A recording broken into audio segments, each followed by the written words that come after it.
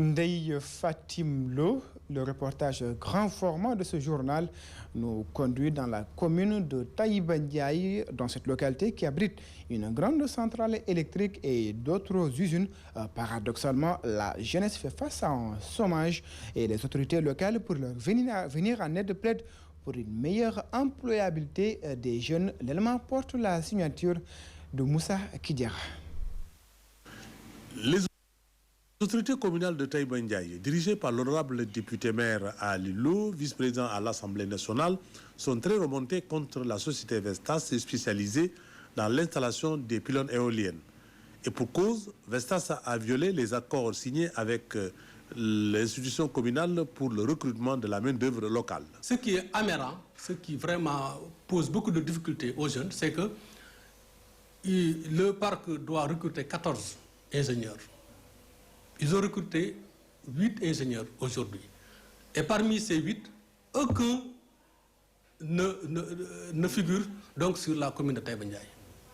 Ça, c'est grave, parce qu'ils n'ont pas donc respecté la convention. Parce que quand le maire avait cette vision-là, c'est que pour que ces jeunes puissent insérer les entreprises.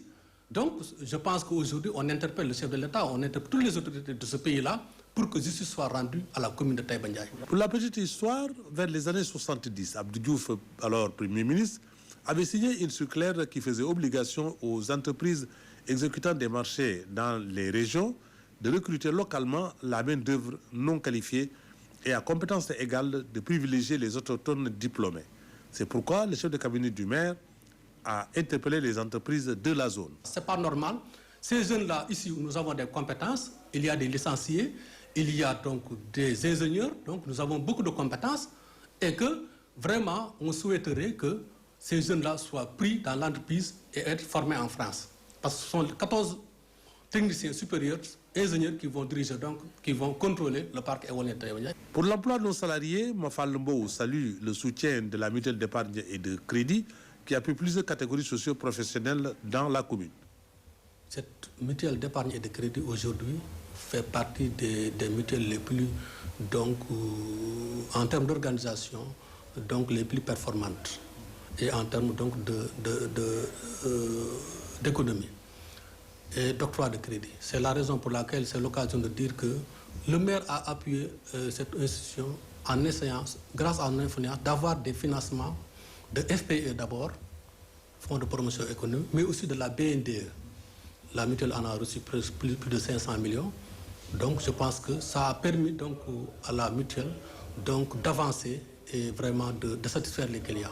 Et je vous dis que en tant que membre donc du conseil d'administration, parce que je suis le secrétaire général du conseil d'administration adjoint, la mutuelle octroie chaque année 600 millions de francs CFA aux clients.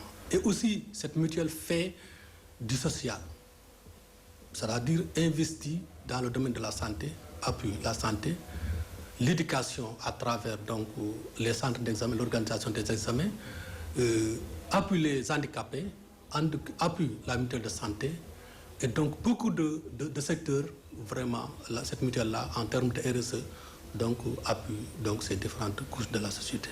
Il faut simplement rappeler que Taïba Ndiaye est une commune rurale érigée par l'acte de la décentralisation. Elle compte 40 000 âmes qui vivent de l'agriculture, notamment le maraîchage, l'arboriculture et le petit commerce.